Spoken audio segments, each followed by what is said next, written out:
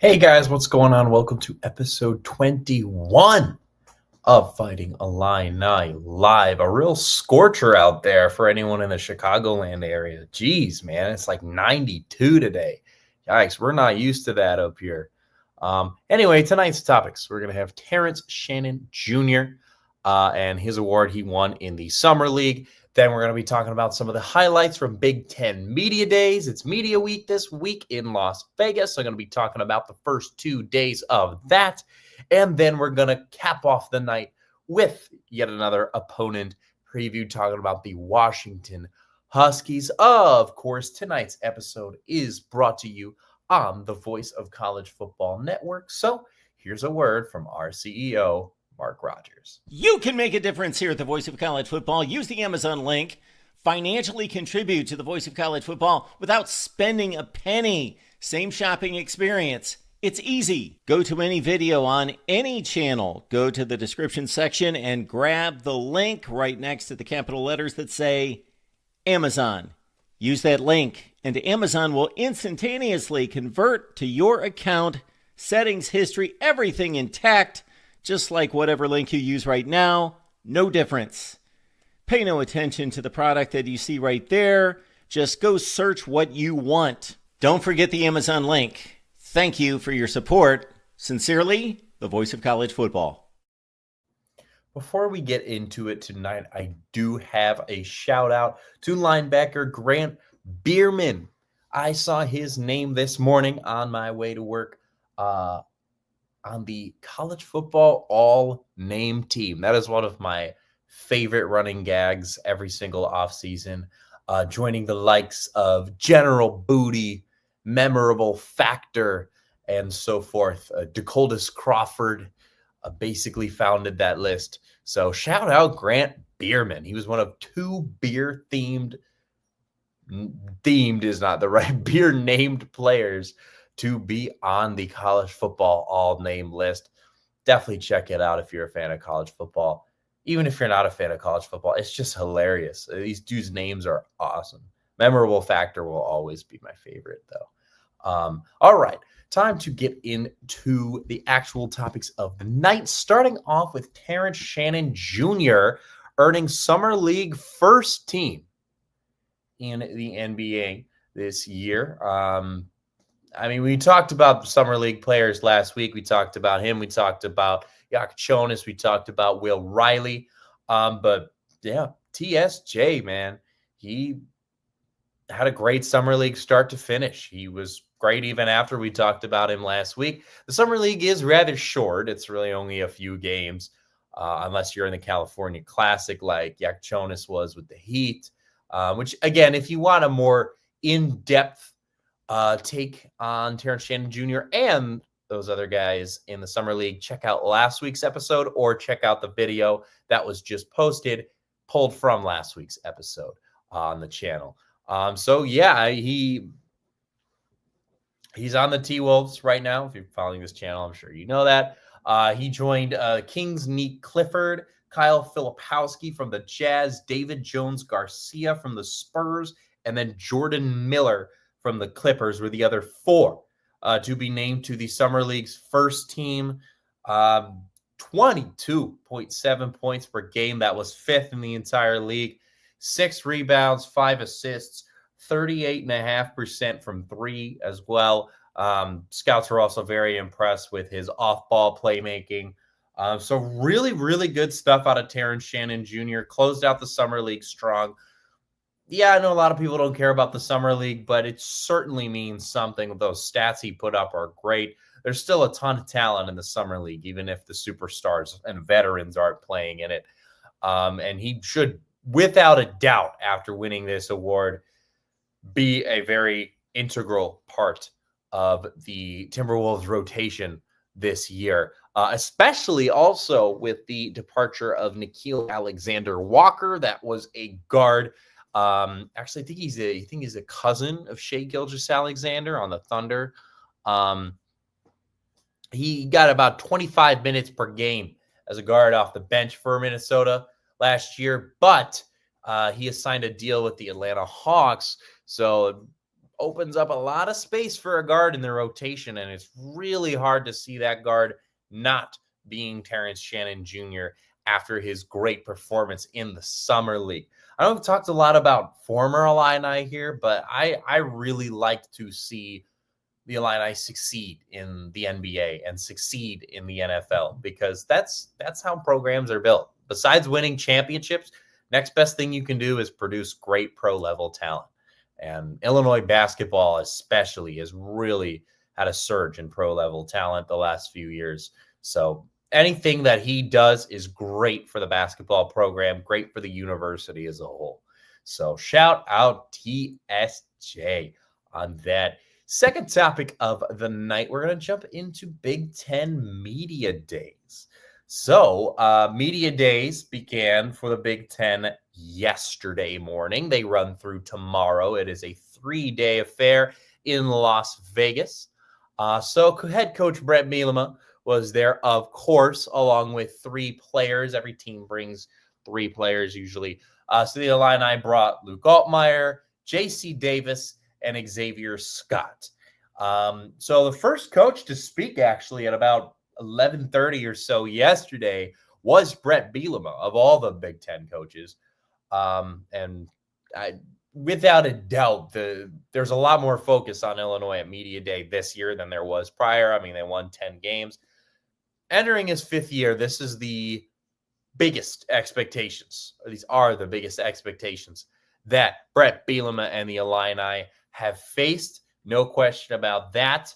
And yeah, I mean, there were a lot of topics. One thing that all the coaches got asked pretty much, and are going to be asked at any media day, not just Big Ten Media Day, is about officially paying players, because now, as of this month, that is legal and players get paid.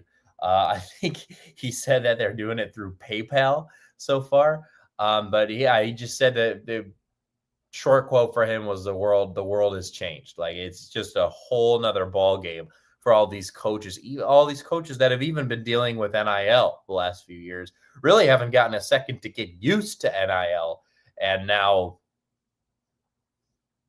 players can be paid straight up, not even through NIL. So absolutely crazy. But that was one of the things he touched on. He also touched on punter Keelan Crimmins. It was cool to see a punter shout out in his press conference yesterday. But yeah, that's a transfer from Purdue, who he called, quote, one of the best players in the country at his position. So very good to get his insight on that. I feel like coaches usually aren't ever that high on a punter.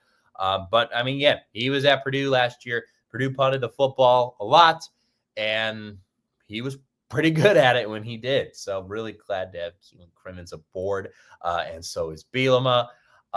He also mentioned that there are, he talked a little bit about recruiting, confirming there are 21 players coming in the class of 2025, and another 20 so far lined up for the class of 2026. They also asked him about playoff expansion. That's going to be another very popular thing. This isn't everything they asked him. These are just what I found interesting.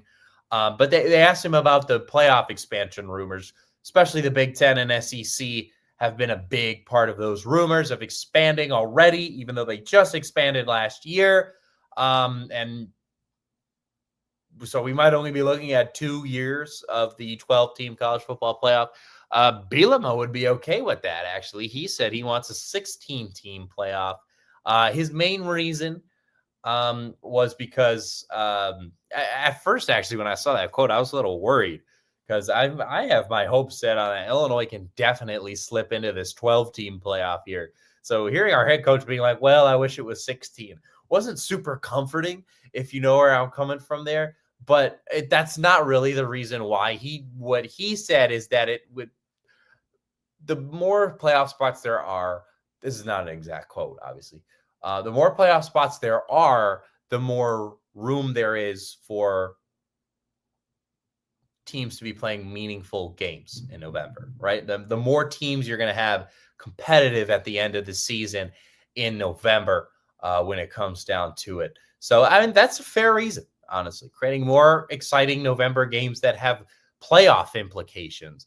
that are going to, not that any game ever doesn't feel meaningful in college football, certainly, but, now with so many more teams really focused on getting into that playoff than there were with just a 4-team playoff, or before there even was a playoff, right?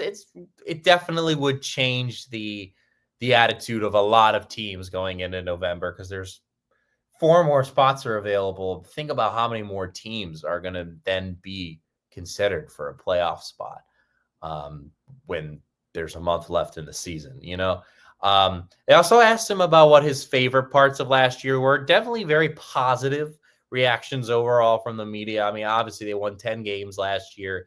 You can't really, it was a great season. I mean, it was unheard of for Illinois. It's their first 10-win season since 2001. So they asked him what the highlight of that season was and his success last year.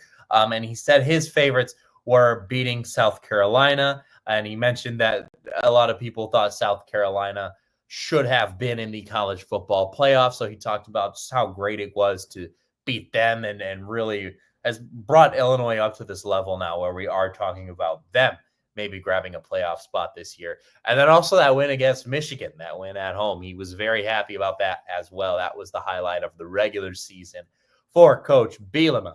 And the last thing I saw here, that he's had some ongoing beef with the SEC, right? There's been a lot of talk this offseason, and he's been talking back. I mean, he had beef with South Carolina during the Cheez-It Bowl, so we shouldn't be too surprised that he's got beef with the entire conference, basically. So a reporter asked him about that, and he's like, well, he felt the need to stand up for himself and for the Big Ten because he felt like no one else would. But at the end of the day, he says he's got nothing against the SEC, right? They're really just talking smack and defending the integrity of the conference as a whole. He says he's got a lot of friends that are head coaches in the SEC. He doesn't mean to start anything there. So Luke Altmaier also spoke.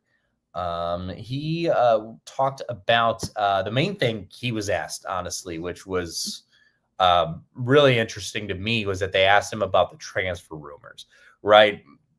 Getting, late spring, like April, May. There were a lot of rumors that Altmaier might be leaving because he was a very sought after quarterback.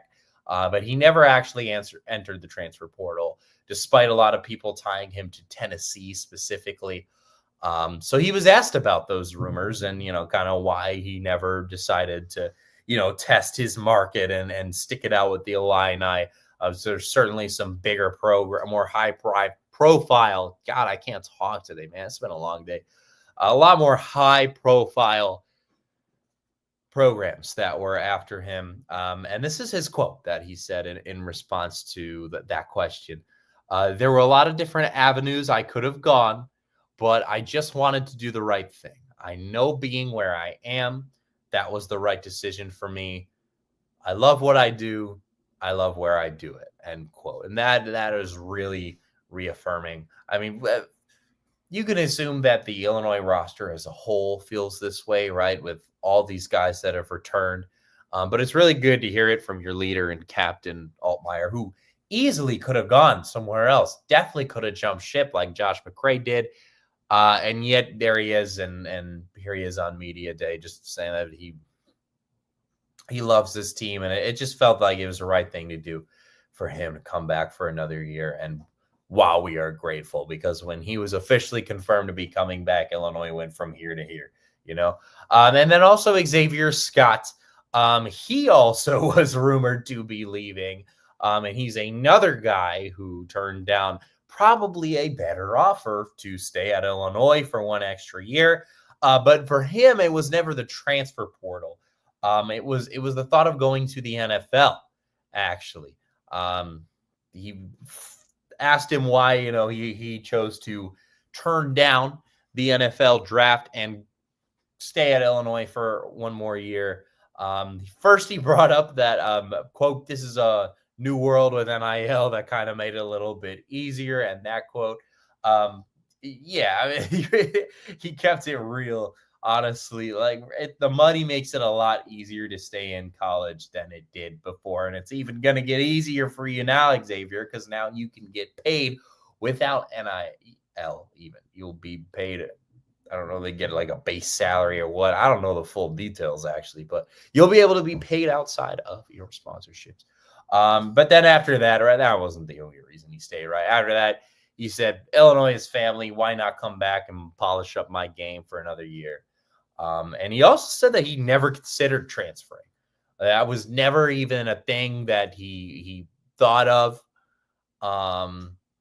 He was literally in his mind, it was the NFL or Illinois. And he decided Illinois one more year, and then he'll crack it in the NFL. So we love to hear that. One more piece of news out of Media Day here before we move on. 2 players on the Illini received Big Ten preseason honors. So it doesn't mean too much preseason, but it means that the media thinks that you're a top 16 player heading into the season. That's saying something, especially when you have 2 players in the top 16 in the conference. That is Gabe Yakus and then Luke Altmaier as well snuck in there. So 1 player on each side of the ball getting preseason honors as well at the Big Ten Media Day. So those are the highlights there. They got one more day of Media Day, so I will definitely get on that if anything, shocking or just interesting was said. But those are the main things from 2 of the players whom I saw or read their interviews, and then Bielema as well. So moving on to our opponent preview for the week, we are talking about the Washington Huskies. We're getting into the back half of the schedule now, where we are past the Indiana, USC, Ohio State gauntlet of those 3 teams in 4 weeks.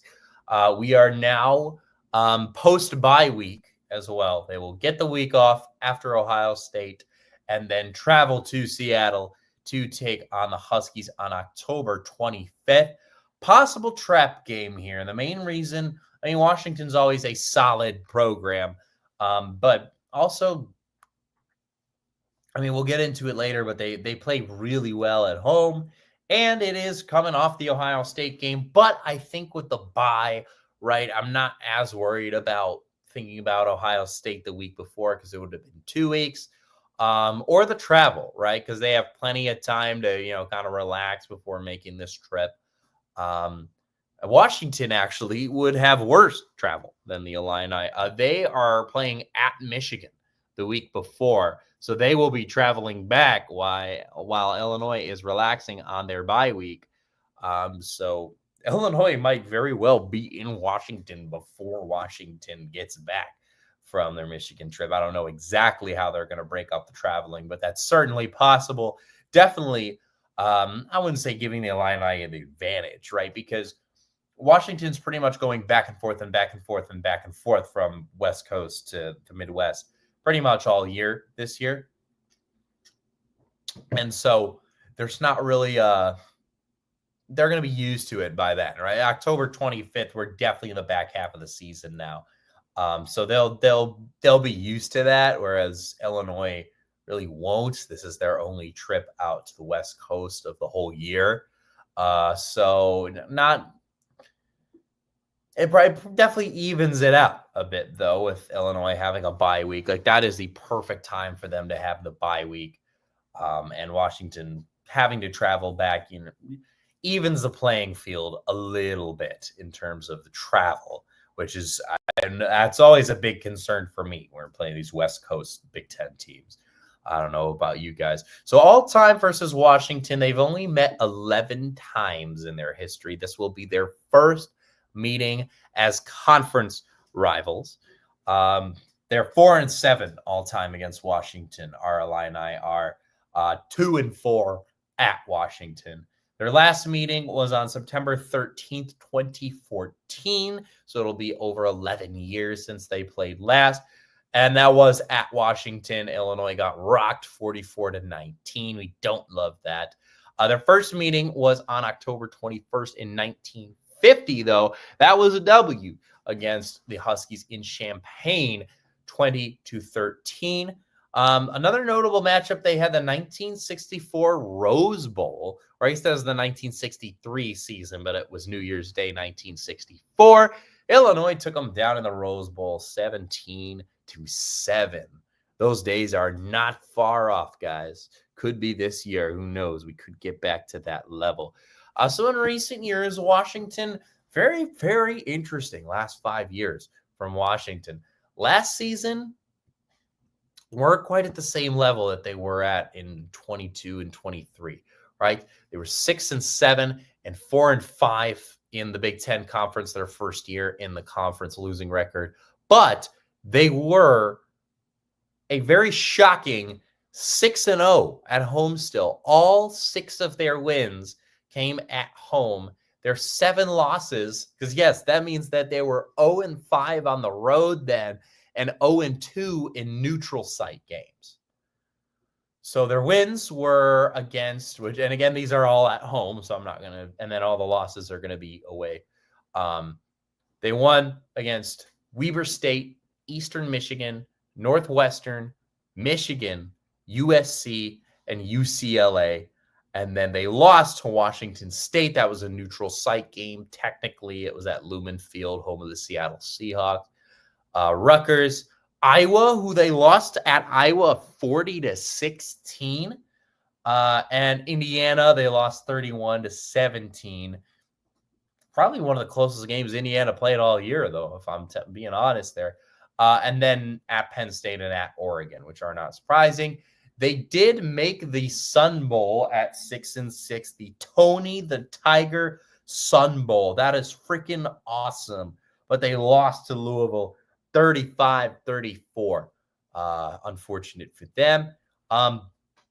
Definitely a down year last year in their first year under a new regime, because they don't need that long of a memory to remember that in 2023 they were 14-1, a perfect 9-0 their final year in the Pac-12, and 7-0 at home. And a lot of close games actually that year, surprisingly, when I was looking back today at some of their matchups from 2023, especially in conference play. They won them all. They even beat Oregon twice, once at home and then once in the Pac-12 championship game, their final Pac-12 championship game. They beat them by 3 both times. So a lot of close games. That team with Michael Penix Jr., they just got it done, right? And they're Pac-12 champions, beat Oregon twice, and then made the college football playoff, the final 4-team college football playoff. They beat Texas in the Sugar Bowl 37-31 to advance to the national title game at a perfect 14-0, but they got smacked by Michigan 34-13 in that national championship game. So they were runners-up. 2022, the year leading up to that second place finish, they were very good as well. 11-2 and 7-2 in the Pac-12, and 7-0 at home again.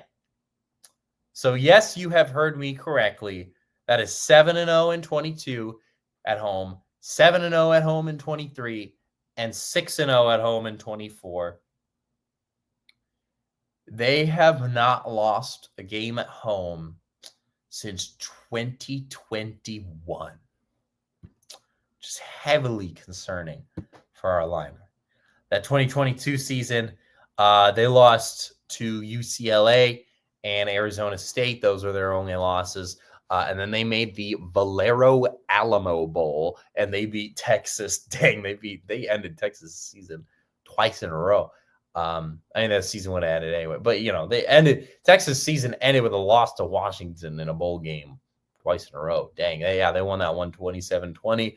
2021, then, the last time they lost a game in Seattle, they lost to Montana that year. Actually, they were 4-8 in 2021, so they were bad. That's the only reason why they lost at home. 3-6 in the Pac-12, 2-5 at home. Lost to Montana 13-7 to start the year. Ouch! And their wins were Arkansas State, Cal, Arizona, and Stanford. And 2020, a shortened season, very shortened, especially since they're out on the West Coast. They're 3-1. All those games were at home. So, yeah, that doesn't bode well for the Illini. 3 straight years, winning every game at home, but they haven't faced us yet, I guess. Head coach Jed Fish, he is entering his second year at Washington after taking over for when Kalen DeBoer left to go to Bama after that 23 runner-up season the Huskies had. He's got a really long resume. He has been all around college football and the NFL. Some of the most interesting things, but there are still a lot of them to me. He's a Ravens assistant in 2004 to 2007. In 2008, he was a Broncos wide receiver coach, Minnesota offensive coordinator, and wide receiver coach in 2009. Seahawks quarterback coach in 2010, Miami offensive coordinator and wide receiver in 2011 and 2012. That's Miami and Florida. Then he was the Jaguars offensive coordinator in 2013 and 2014. Michigan quarterback and wide receivers coach in 2015 and 16. Then at UCLA, offensive coordinator, quarterback, and an interim head coach for the last 2 games of the season in 2017. Then he was the Patriots quarterbacks coach in 2020. Then the Arizona head coach, which is his most notable thing he had before this, from 2021 until 2023. His first year at Arizona, he was 1-11. But then he really turned it around, got it 5-7, and then really got the team to break out in 2023 at 10-3, and they beat Oklahoma in the Alamo Bowl.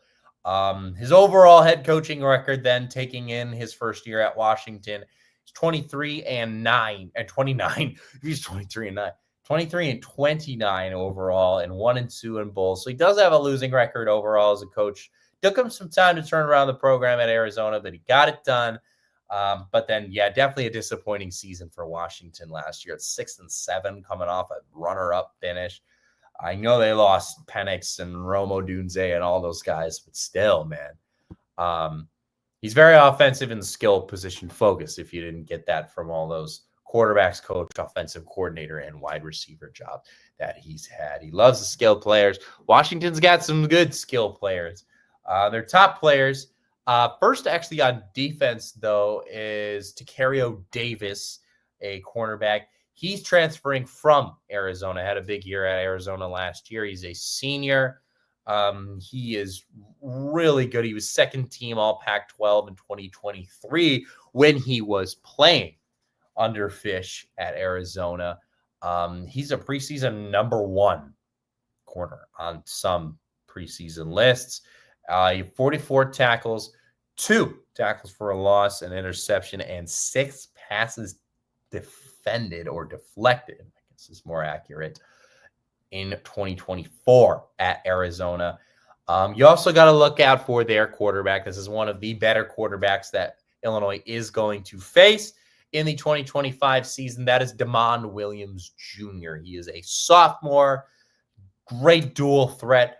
944 pass yards, 8 touchdowns, and 282 rush yards.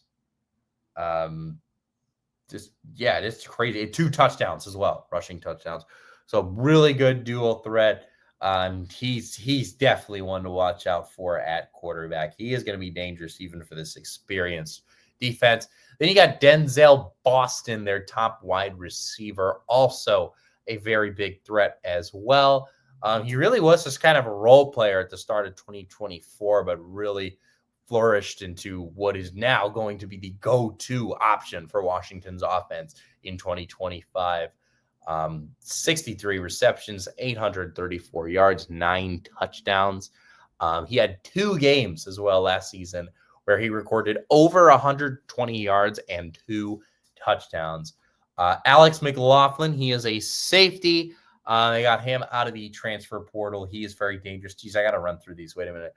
Jonah Coleman, a running back, he's a senior. He's one to watch. He was all Big Ten third team in 2024. 193 carries, 1,053 yards, and 10 touchdowns. Some honorable mentions as well. Jacob Manu at linebacker, Decker DeGraff at tight end, and Ephesians Prysock at cornerback. That's got to be on the all-name team as well, up with Grant Bierman. Look at that. Brought it all full circle. Thank you for watching episode 21 tonight, guys. Next week, we are going to be talking Rutgers at the end of the episode, so look out for that. Take care, guys. Stay cool if you're in a very hot day or hot area like I am. ILL.